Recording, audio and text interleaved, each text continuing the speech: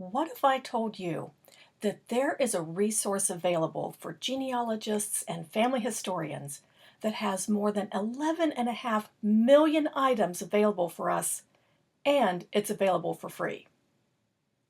That source, and it's growing all the time, is called the Digital Public Library of America.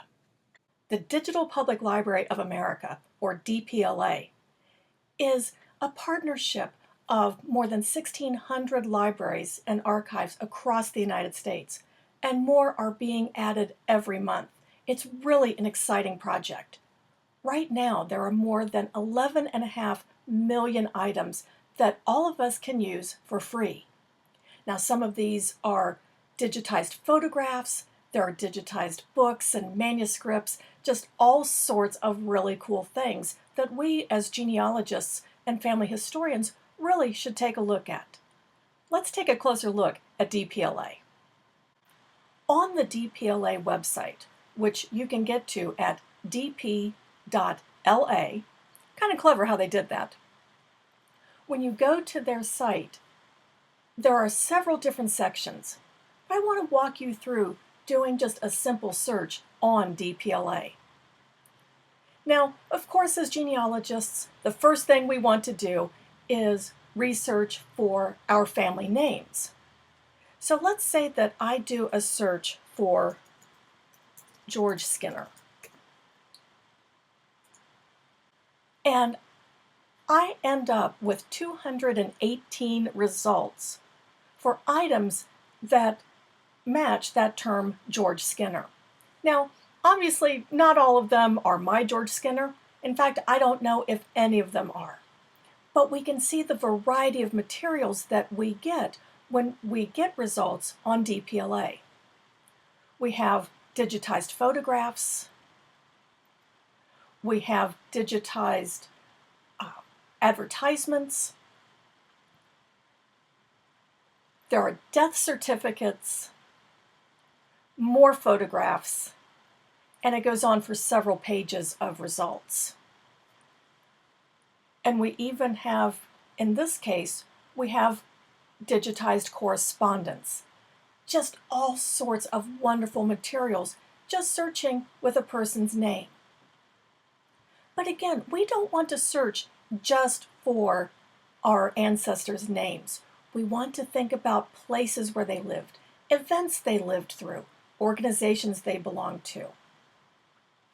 Let's say that your ancestor was a member of the 22nd Ohio Infantry during the Civil War.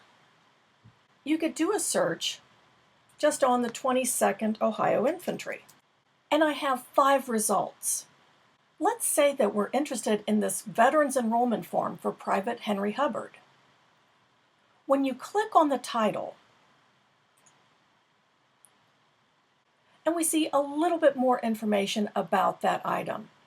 We see that this particular item dates from 1890, and it came from the Indiana Memory Project. Well, this is all well and good, but I want to see the actual item. The cool thing about DPLA is that anything that you find on it is available online. You can actually see it. It isn't just an index. So if I want to see this Veterans Enrollment Form, all I have to do is click here on this link to View Object. When I clicked on View Object, it took me directly to the website of Ball State University, where they have digitized this particular record and made it available online. Think about the places where your ancestor lived. Let's say that your ancestor lived in Harlan County, Kentucky. If you do a search on DPLA for Harlan County, Kentucky, you'll get 353 results. And again, these can be materials of any type. We have a digitized Sanborn map. We have a digitized editorial cartoon. We have digitized photographs of all sorts. And again, if we want to see that particular object, what we can do We can click on the title to find out a little bit more about that item. And we see in this case that it's an image of a coal miner's child in grade school in Lou Jr., Harlan County, Kentucky. And this is actually from the National Archives. To see the image, all I have to do is click on View Object. And it takes us right to that image on the National Archives website. One of the things that I love about DPLA is that I can discover things in archives and libraries where I never would have thought to look.